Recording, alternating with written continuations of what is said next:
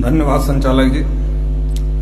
भारत मुक्ति मोर्चा, राष्ट्रीय पिछड़ा वर्ग मोर्चा, बुद्धिस्ट इंटरनेशनल नेटवर्क के संयुक्त तत्वाधान में 17वें समता संघर्ष दिन के अवसर पर राज्य स्तरीय बहुजन समाज जन जागृति परिषद का आयोजन किया गया है। इस परिषद की अध्यक्षता कर रहे आदरणीय वामन मेश्राम साहब, मंच पर उपस्थित तमाम संगठनों के कार्यकर्ता, पदाधिकारी, अतिथि एवं वक्ता साथियों और सामने बैठे और खड़े साथियों,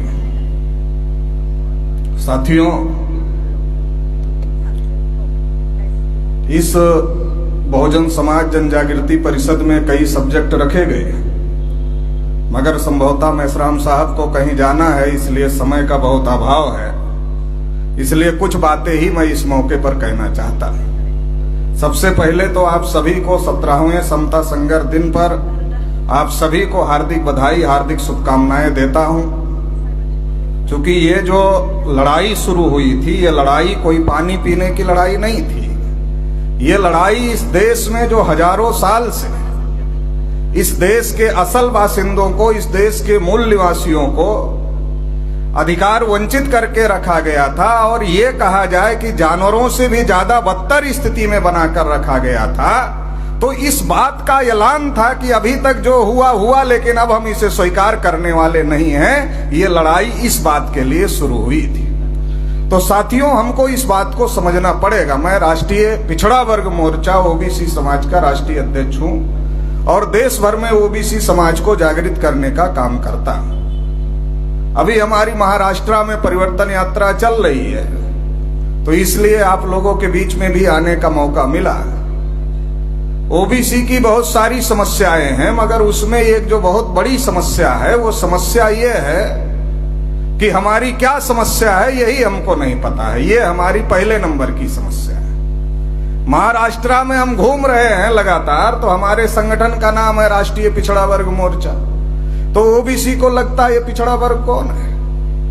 उनको लगता है ये तो कोई शेड्यूल कास्ट का संगठन लग रहा है, क्योंकि उनको लगता है कि बैकवर्ड शेड्यूल कास्ट के लोग हैं, शेड्यूल ट्राइब के लोग हैं, ओबीसी लोग बैकवर्ड नहीं है।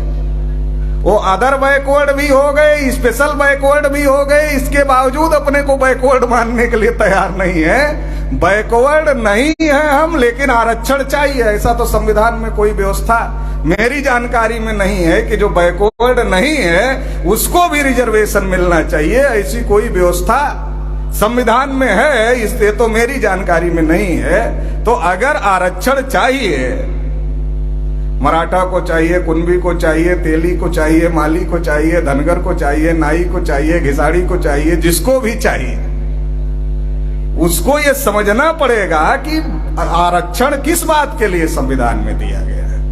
अगर हम इस बात को नहीं समझेंगे कि आरक्षण किस बात के लिए संविधान में दिया गया है, तो चुपके से तहसील से सर्टिफिकेट निकालते हैं, नौकरी के लिए लगाते हैं, नौकरी ले लेते हैं और फिर चुप हो जाते हैं। तो इससे तो आरक्षण नहीं मिलने वाला है, ना आरक्षण बचने वाला है। अगर आरक्षण चाहिए तो आरक्षण की लड़ाई समझना पड़ेगा, आरक्षण की लड़ाई जानना पड़ेगा।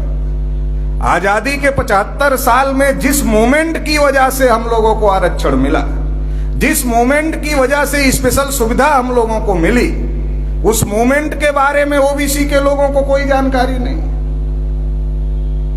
देश में 1848 में जो लड़ाई ज्योतिबा फूले ने शुरू किया, छत्रपति साहू महाराज ने उस लड़ाई को आगे बढ़ाया और बाबा साहब अम्बेडकर ने उस लड़ाई को मुकाम तक पहुंचाया और भारतीय संविधान लिखा। और भारतीय संविधान में तमाम जो बैकवर्ड क्लासेज के लोग थे, एससी, एसटी, ओबीसी, माइनॉरिटी, उन सभी लोगों को अधिकार देने का काम किया। इस बात को ओबीसी के लोगों को समझना पड़ेगा, इस लड़ाई को ओबीसी के लोगों को समझना पड़ेगा।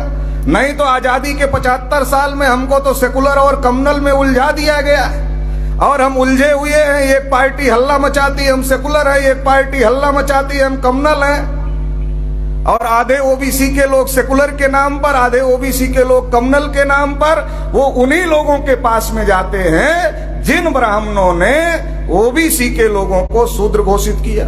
अनुसूचित जाति के लोगों को अछूत घोषित किया, उनको पढ़ने लिखने के अधिकार से, धन संपत्ति रखने के अधिकार से, बोलने सुनने के अधिकार से, कुर्सी पर बैठने के अधिकार से, तमाम प्रकार के अधिकारों से वंचित किया।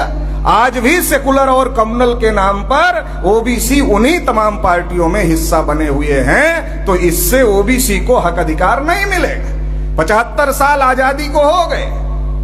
एक अंग्रेजों की आजादी की लड़ाई चल रही थी, एक फूले साहू अंबेडकर पेरियार की आजादी की लड़ाई चल रही थी। वो कह रहे थे कि अंग्रेज तो देश छोड़कर चले जाएंगे, मगर अंग्रेजों के जाने के बाद जिन ब्राह्मणों ने इस देश में जाति व्यवस्था बनाई, वर्ण व्यवस्था बनाई, छुआछूत बनाया, ऊंच नीच बनाया, भेदभाव बनाया, वो ब्राह्मणों का राज आएगा अंग्रेजों के जाने के बाद में, तो हमारे लोगों के साथ इंसाफ नहीं करेंगे, हमारे लोगों के साथ न्याय नहीं करेंगे।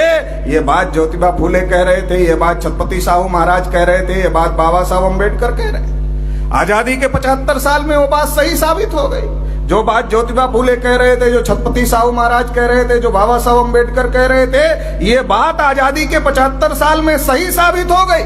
संविधान बाबा साहब अम्बेडकर के द्वारा लिखे जाने के बावजूद, संविधान में सबके हक अधिकार लिखे जाने के बावजूद आजादी के 75 साल में हम लोग अधिकार वंचित हैं। और समीक्षा किस बात की हो रही है, बात किस बात की चल रही है कि संविधान को बदलना चाहिए। कुछ लोग बात कर रहे हैं संविधान में जो लिखा है वो कहां तक लागू हुआ, कहां तक नहीं लागू हुआ, इसकी चर्चा होनी चाहिए थी। क्योंकि बाबा साहब अम्बेडकर ने कहा था कि संविधान कितना भी अच्छा हो, अगर इसको लागू करने वाले लोग अच्छे नहीं होंगे तो संविधान कभी भी अच्छा साबित नहीं होगा। लागू करने वाले लोग 75 साल से वो लोग हैं जिन्होंने इस देश में जाति व्यवस्था बनाई, इस देश में वर्ण व्यवस्था बनाई, इस देश में छुआछूत बनाया। और आज तक एक तरफ आजादी के 75 साल में आजादी का अमृतोत्सव मनाया जा रहा है, तो वहीं दूसरी तरफ आज की तारीख में भी घड़ा छूकर पानी पीने की वजह से हत्या हो रही है। आज आजादी के 75 साल में देश के ये हाल हैं, ये हालात हैं देश के। तो हमको समझना पड़ेगा कि जो बात ज्योतिबा फूले, छत्रपति साहू महाराज, बाबा साहब अम्बेडकर कह रहे थे, उस बात को समझना पड़ेगा, उस लाइन को लेकर आगे बढ़ना पड़ेगा। अगर उस लाइन को लेकर SC ST OBC माइनॉरिटी के लोग आगे बढ़ते हैं तो हमें हमारे हक अधिकार मिलेंगे। केवल हक अधिकार ही नहीं मिलेंगे, हम इस देश में शासन करती जमात, इस देश का बहुजन समाज, इस देश का मूल्यवासी समाज हो सकता है। उस लाइन को समझने की जरूरत है। खास तौर से ओबीसी के लोगों को मैं ये कहना चाहता, क्योंकि ओबीसी के लोगों को क्या लगता है ये शेड्यूल कास्ट का मूवमेंट है, क्योंकि इस प्रकार से प्रचारित किया गया। क्योंकि 3.5% के ब्राह्मणों ने सोचा कि 52% के ओबीसी को अगर ये मूवमेंट समझ में आ गया, अगर फूले साहू अंबेडकर पेरियार 52% के ओबीसी को समझ में आ गया, तो फिर किसको बेवकूफ बनाकर वोट लेंगे और किसका वोट लेकर के राज करेंगे? फिर तो हमारा काम धंधा बंद हो जाएगा। तो इसलिए उन्होंने सोचा कि 52% ओबीसी तक ये बात नहीं पहुंचनी चाहिए, ये मूवमेंट नहीं पहुंचना चाहिए, और बहुत ही चालाकी के तहत इस मूवमेंट को रोक दिया गया और बहुत ज्यादा इस बात का प्रचार किया गया कि ये केवल दलित मूवमेंट है। और दलित मूवमेंट के नाम पर अलग अलग राज्यों में एक एक जाति तक इस मूवमेंट को सीमित करने की कोशिश की गई। लेकिन मैं धन्यवाद देना चाहता हूं बामसेब को, वामन मेश्राम साहब को, जिन्होंने लगातार कोशिश किया और पिछले 45 सालों से लगातार कोशिश का यह नतीजा रहा कि आज देश में तमाम जाति समूहों के बीच में ये फूले साहू अंबेडकर का मूवमेंट बहुत तेजी के साथ में पहुंच रहा है और ओबीसी समाज के अंदर भी बहुत तेजी के साथ में पहुंच रहा है। तो ओबीसी के लोगों को ये समझना पड़ेगा कि अगर हमें हक अधिकार चाहिए तो हक अधिकार इस लाइन पर मिलेगा, मस्जिद के सामने हनुमान चालीसा बजाने से नहीं मिलेगा। नहीं तो आरएसएस बीजेपी के लोग ओबीसी को 24 घंटे और 365 दिन की रोजगार गारंटी स्कीम चलाते हैं कि तुमको क्या करना है, तो एक ही काम करना है, मुसलमानों का विरोध करना है। 14 अगस्त 1947 को पाकिस्तान बना, तब से लेकर आज तक ओबीसी क्या कर रहा है? मुसलमानों का विरोध कर रहा, मुसलमानों का विरोध कर रहा। वो हमको कह रहे हैं कि एक एक मुसलमान 14-14 बच्चे पैदा कर रहे, देश पर मुसलमानों का कब्जा हो जाएगा। वो कहते रहे, हम सुनते रहे, देश पर मुसलमानों का कब्जा ना हो, इसलिए 3.5% ब्राह्मणों को वोट देते रहे। और नतीजा ये हो गया कि आजादी के 75 साल हो गए और अब वो अमृत उत्सव मना रहे हैं। और हम पूछने की भी स्थिति में नहीं है कि अरे अमृत उत्सव में कितना अमृत हमको मिला 75 साल में, अमृत निकला 75 साल में, तो 52% ओबीसी को कितना अमृत मिला, शेड्यूल कास्ट को कितना अमृत मिला, शेड्यूल ट्राइब को कितना अमृत मिला, ये हम पूछने की भी स्थिति में नहीं है। क्योंकि आजादी के 75 साल में जानवरों की गिनती हुई, कुत्तों की गिनती हुई, हिजड़ों की गिनती हुई, मगर 52% ओबीसी के लोगों की गिनती नहीं। इसमें सब्जेक्ट बनाया गया कि बाबा साहब अम्बेडकर ने कानून मंत्री पद से इस्तीफा दिया। बाबा साहब अम्बेडकर ने संविधान सभा में ओबीसी के लिए आर्टिकल 340 लिखने का काम किया। और आर्टिकल 340 जब नेहरू लागू नहीं कर रहे थे तो बाबा साहब अम्बेडकर ने कानून मंत्री पद से इस्तीफा दिया। मगर ये बात ओबीसी के लोगों को पता ही नहीं। ओबीसी के लोगों को क्यों नहीं पता? क्योंकि उनके दिमाग में ठूस ठूस कर भर दिया गया है कि डॉक्टर अंबेडकर शेड्यूल कास्ट के नेता है, तो ओबीसी को क्या पढ़ना है, क्या सुनना है उनको। इस जो मानसिकता है, इस मानसिकता से ओबीसी के लोगों को बाहर निकलना पड़ेगा। अगर हमारे हक अधिकार हमें चाहिए तो उसकी लड़ाई किसने किसने लड़ी, कैसे लड़ी, और उस लड़ाई में हमको क्या मिला, क्या नहीं मिला। जो नहीं मिला उसके लिए हम संघर्ष कर सकते हैं। हम तो ओबीसी के लोगों को पूछ रहे हैं। मंडल कमीशन की रिपोर्ट पढ़ा क्या? तो ओबीसी के लोग हमारा चेहरा ऐसे देखते हैं जैसे कोई कोलंबिया यूनिवर्सिटी की लेटेस्ट रिसर्च उनसे हम पूछ रहे हैं, ऐसे चेहरा देखते हैं। तो आरक्षण लेते हैं, आरक्षण के लिए लाखों का मोर्चा निकालते हैं, मगर आरक्षण की लड़ाई किसने लड़ी? आरक्षण में हमको मंडल कमीशन की वजह से 27% मिलता है, तो उसमें क्या लिखा है, क्या नहीं लिखा है, क्या मिल गया, क्या नहीं मिला, ये सारी बातें साथियों समझने की जरूरत है। अगर ये सारी बातें हम समझेंगे, दोस्त और दुश्मन की पहचान करें। घोड़ा अगर घास से दोस्ती कर ले तो खाएगा क्या? ओबीसी ब्राह्मणों से दोस्ती करते। अब ओबीसी ब्राह्मणों से दोस्ती करता है तो ओबीसी के हक पर ब्राह्मण कब्जा किया है। आजादी के 75 साल में अगर नरेंद्र मोदी को छोड़ दिया जाए तो एक भी ओबीसी 5 साल के लिए देश का प्रधानमंत्री नहीं बना। और नरेंद्र मोदी की जाति ओबीसी में थी नहीं, बाद में आई, और नरेंद्र मोदी बने नहीं, आरएसएस के ब्राह्मणों के द्वारा बनाए गए। इसलिए नरेंद्र मोदी 8-9 साल के कार्यकाल में ओबीसी के बारे में कुछ नहीं बोलते। नरेंद्र मोदी को आरएसएस के ब्राह्मणों ने कहा कि मोदी जी आप प्रधानमंत्री बन गए हो, आपको भाषण करने की आदत है, तो आपके भाषण देने की व्यवस्था हम कर देंगे। आप देश में भाषण करो चाहे विदेश में भाषण करो, आपकी व्यवस्था कर देंगे। आपके पास और समय बचता है तो गंगा में जाकर आरती करो, और उसके बाद भी समय बचता है तो मन की बात करो। एक समस्या पैदा हो गई है, महंगाई बेरोजगारी बढ़ रही है, लोग जागृत हो रहे हैं, आपके मन की बात सुनने के लिए तैयार नहीं है। ये समस्या पैदा हो गई है, इसका रास्ता निकाल देते हैं। तो इसका रास्ता ये है, मास्टरों को ऑर्डर कर देते हैं, बच्चों को लाइन लगाकर बिठाएंगे और आपके मन की बात सुनाएंगे। उसके बाद भी समय बचता है तो परीक्षा की बात करो। तो मोदी जी भाषण करते हैं, मन की बात करते हैं, परीक्षा की बात करते हैं, मगर 8 साल में ओबीसी की बात एक बार भी नहीं। आजादी के 75 साल में जिनकी संख्या लोकतंत्र में 3.5% है, वो प्रधानमंत्री बनते रहे, प्रधानमंत्री बनाते रहे। 52% के लोग नहीं बने। Schedule caste, schedule tribe, minority कहां से बनेंगे? और जिन मुसलमानों का हल्ला हो रहा देश पर कब्जा हो जाएगा, वो कहां बने? जहां से कानून बनता वहां नहीं बने। 80% नौकरियों पर ब्राह्मणों ने कब्जा कर लिया। हाई कोर्ट, सुप्रीम कोर्ट पर ब्राह्मणों ने कब्जा कर लिया। देश की मीडिया पर ब्राह्मणों ने सब कब्जा कर लिया। तमाम जो संस्थान है उस पर ब्राह्मणों ने कब्जा कर लिया। और ओबीसी अभी इसी भ्रम में जी रहा है कि मुसलमानों का देश पर कब्जा हो जाएगा। 75 साल से हम और मुसलमान लड़ रहे हैं, न हमारा फायदा हो रहा है, न मुसलमान का फायदा हो रहा है। 75 साल में मुसलमानों की हालत अनुसूचित जाति से ज्यादा खराब हो गई। सच्चर कमीशन की रिपोर्ट है, और ओबीसी की गिनती तक नहीं हुई, जानवरों की गिनती हुई। हमें हमारा हक अधिकार नहीं मिला। तो हमें समझने की जरूरत है, जिनसे हम 75 साल से दोस्ती कर रहे हैं वो दोस्ती ठीक नहीं है।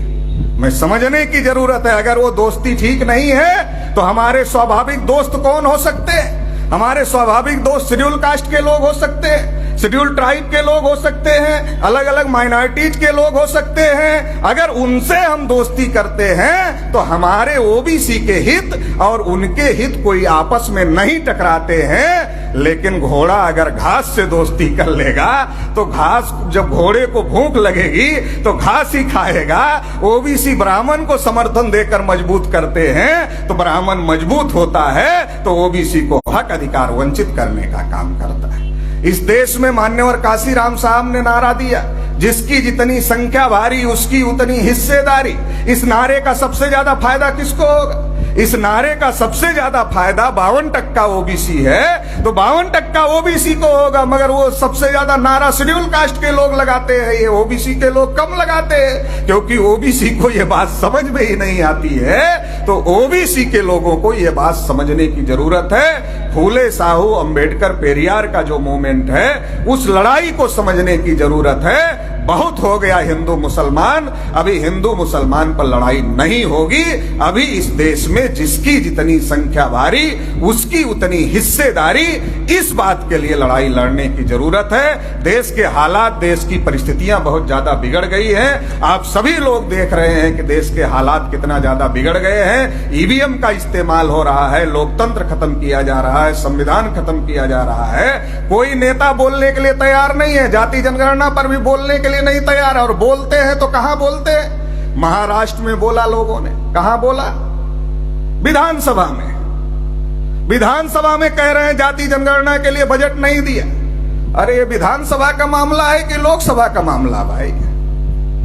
जाति जनगणना का सब्जेक्ट सेंटर का है कि स्टेट का है? कुछ लोग सीबीआई से डरे हुए हैं, मगर उनको लग रहा है नहीं बोलूंगा नहीं तो लोग कहेंगे कि चुप है। तो कहां बोल रहे हैं? राज्य में बोल रहे हैं, स्टेट गवर्नमेंट के खिलाफ बोल रहे हैं। सेंट्रल गवर्नमेंट के खिलाफ चुप हैं, क्योंकि उनको लगता उसके खिलाफ बोलेंगे तो सीबीआई का एक आदमी दरवाजे पर बिठा कर रखा है, ईडी का भी एक आदमी दरवाजे पर बिठा कर रखा है। जैसे बोलेंगे अंदर आ जाएंगे, अंदर आ जाएंगे तो हमें अंदर डाल देंगे।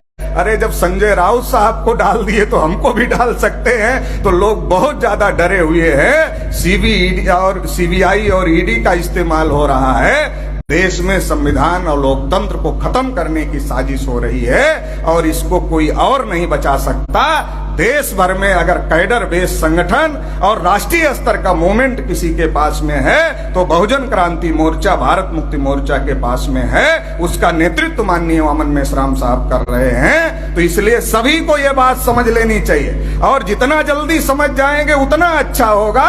उतना जल्दी हम लोग अपने हक अधिकार ले लेंगे, नहीं तो समय निकल जाएगा तो पछताने से कुछ नहीं होगा। तो इसलिए साथियों, इस मूवमेंट को तमाम सभी SC ST OBC माइनॉरिटी के लोगों को मिलजुल करके मजबूत करना चाहिए। इस लड़ाई में तन मन धन से सहयोग देना चाहिए। इतना इस मौके पर कहते हुए आप सभी लोगों ने मुझे सुना, इसके लिए आभार, धन्यवाद।